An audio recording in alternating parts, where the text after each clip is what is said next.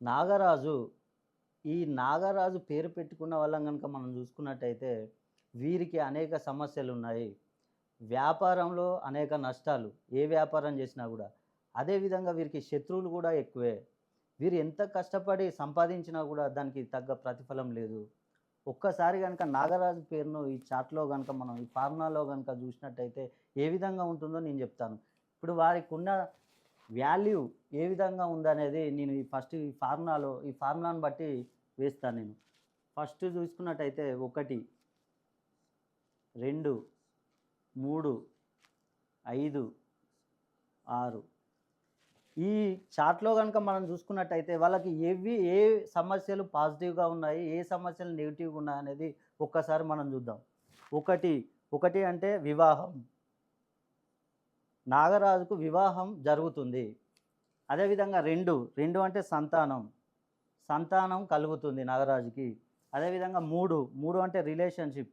Relationship అందరితో చాలా బాగా మెయింటైన్ చేస్తూ ఉంటారు. అదేవిధంగా 5, 5 అంటే సొంత గృహం. సొంత గృహం కట్టుకునే అవకాశాలు చాలా ఎక్కువగా ఉంటాయి. తర్వాత 6, 6 అంటే చదువు. చదువు విషయంలో చాలా ఎంత చదివినా గూడా వీరికి ఉద్యోగ అవకాశాలు వచ్చే అవకాశాలు చాలా ఉన్నాయి. అదేవిధంగా ఇప్పుడు ఫిల్ గాని బాక్స్‌లను గనుక మనం చూసుకున్నట్టయితే 4, ఈ 4ని చూసినట్టయితే రుణ బాధలు. వీరికి రుణ బాధలు, అప్పులు ఎక్కువగా ఉంటాయి. ఎంత కష్టపడి సంపాదించినా గూడా దానికి తగ్గ ప్రతిఫలం ఉండదు. అదేవిధంగా 7, 7ని గనుక చూసుకున్నట్టయితే వ్యాపారం.